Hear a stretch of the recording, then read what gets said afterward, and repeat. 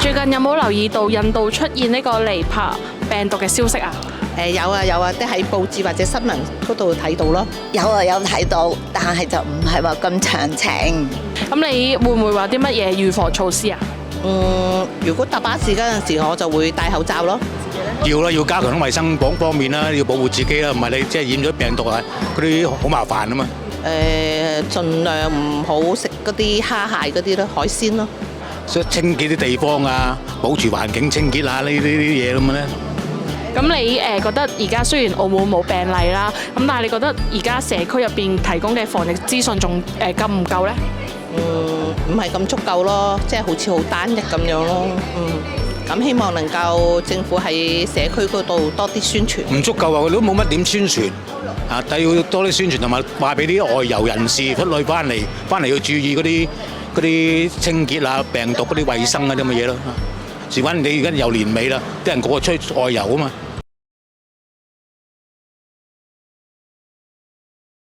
近期喺印度西孟加拉邦出現尼泊病毒感染嘅疫情，世界衛生組織將佢列為重點關注嘅高危傳染病。由於佢致死率比較高，高達75%，而暫時到目前為止都未有一個有效嘅抗病毒藥同埋疫苗。原來佢有3種途徑傳播嘅。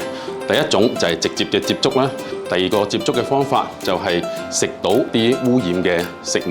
咁第3種咧就係我哋講人傳人嘅傳染。呢隻病毒亦都比較厲害嘅，佢會攻擊我哋嘅肺部啦，同埋我哋嘅神經系統嘅。咁啊，可能幾日之後會出現一個嚴重嘅腦炎嘅症狀啦，包括一啲昏睡啦、抽搐啦，甚至係昏迷嘅情況嘅。感染咗呢個尼泊病毒之後咧，佢個潛伏期係大概係4到14日嘅，最長有報道可以去到45日。感染呢個病之後咧，佢早期嘅症狀咧，同我哋講嘅流行性感冒嘅病徵好相似嘅，會出現一個持續嘅發燒啦、頭痛啦、喉嚨痛啦、肌肉酸痛啦，或者有啲病人可能會出現埋一啲腸胃道嘅症狀。咁喺呢度，我同大家做一個簡單嘅總結啦。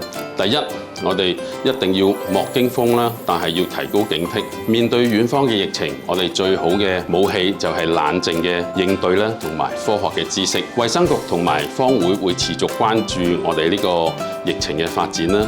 最後，我喺呢度希望各位居民大家一齊注意良好嘅衛生習慣啦。我哋攜手一齊，共同構建好澳門嘅健康城市嘅防線。